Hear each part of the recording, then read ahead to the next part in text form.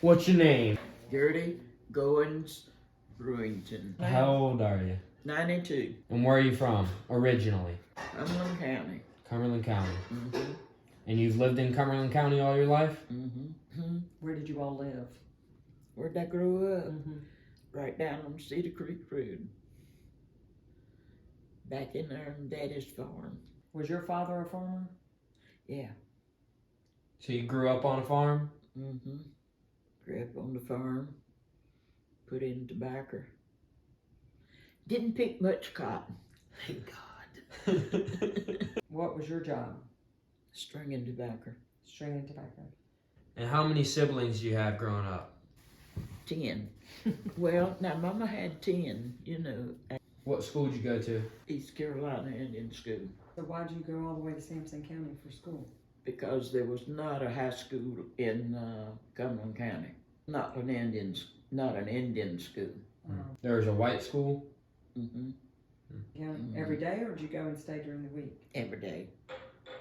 How long of a drive is that? An hour more. Hour more there and an hour more back? Mm-hmm. How old were you when you got married? I was 18. How old was Daddy? 17. Do you remember a shop called Gail's Beauty Shop? That was my beauty shop. I opened up Gail's Beauty Shop. Did a lot of Indian people have their own businesses? No. And then eventually, you went to work for the Commission of Indian Affairs. Mm-hmm. See, I got tired of being a beautician, and I went to work as a theater director for the Commission of Indian Affairs. So, Mama, do you remember going to the Unity conferences? Yeah. I think Miss Nora told me this weekend that she went to one in like 1983 and you were there running the show. 1983? Mm-hmm. And you were there. She said, your grandma's been coming to these for a long time. So I know Mom went to a lot of powwows and stuff growing up. Did you do that when you were growing up? No. Mm-mm. No. We didn't go to powwows when I was growing up. I don't know how old you were when you started going to powwows. Real little. Hmm? I can remember Cumberland County having them out at the fairgrounds when I was really, really little. That's when I started going really. Started carrying you.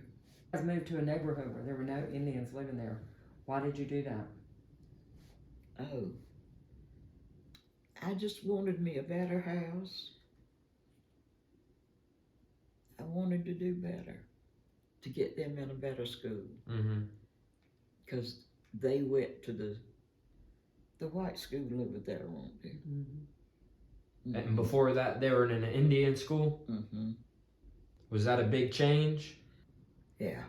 Benjamin Cashwell, that was my 92-year-old grandmother. If you don't know me, I'm a junior here, as I said earlier, but I'm also Lumbee and Coharie, and I'm actually part of the Coharie tribe of North Carolina. So I feel like we often have this idea that, you know, the person before me did a certain thing, therefore I can only reach that same thing, and I can't surpass them.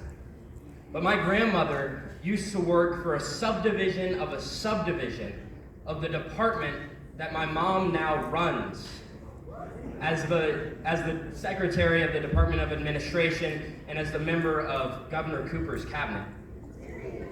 So I went to a Unity conference, as you saw a lot of the clips from that Unity conference, which is a gathering of the 8 state recognized tribes of North Carolina.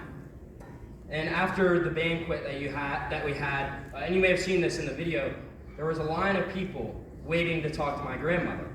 And now these are not family friends, these aren't people that I know or even that my mom knows, but there's still people that wanted to talk to my grandmother, who's 92 years old. And whether they remembered her from her beauty shop or from her work at the Department of Administration, they wanted to talk to her. And one of them pulled me aside and they said, you know, your grandmother was a legend in the Native community back in the day. And I went from there and I went and I hung out with a few of the Native youth that were at the conference. And one of them that didn't know me they found out that my mother was Pamela Cashwell. And they said, wow, your mother is a legend in the Native community.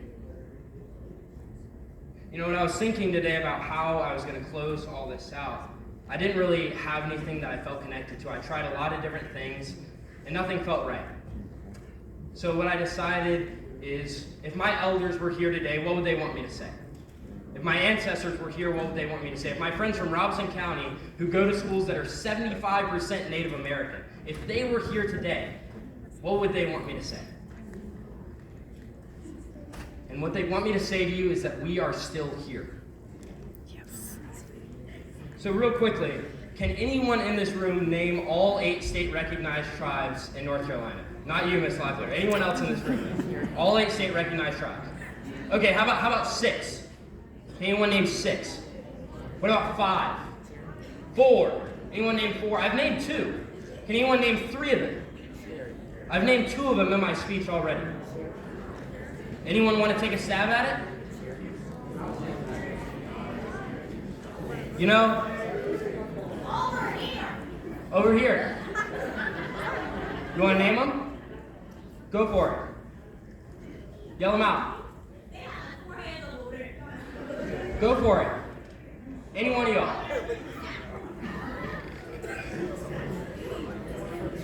All right. You know, some of you have been in the public education system now for 12 years, which means you've taken 12 history classes, and you can't even name the tribes that surround you in your own state.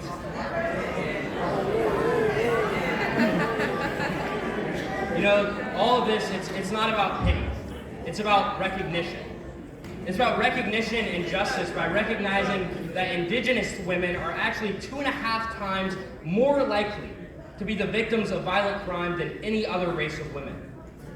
It's recognition in our government by seeing that the poorest county is also the county with the most Native people, and acting on that fact.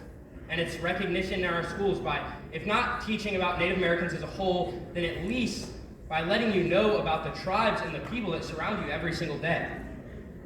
Don't get me wrong, we've made a lot of strides. You know, 70 years ago, as my grandma said, she went to an Indian school. My uncle and aunt went to an Indian school. 70 years ago, Kate, Favor, and I, we wouldn't even be in the same school together. But progress is not an excuse to stop. That's why I have a challenge for all of you today. I want you to listen to this very clearly. I want each of you, whether it's right now or later on today, to look up the 8 state-recognized tribes in North Carolina. Just look them up. Maybe read a quick blurb about them, but if not, just learn their names. You know, if the schools are not going to teach you, you have to educate yourself. Show every Indigenous person in North Carolina that you recognize that we are still here. Thank you. If you have any questions, please come up to me. I promise I'm not going to be offended by anything you want to know. Thank you, and have a good day.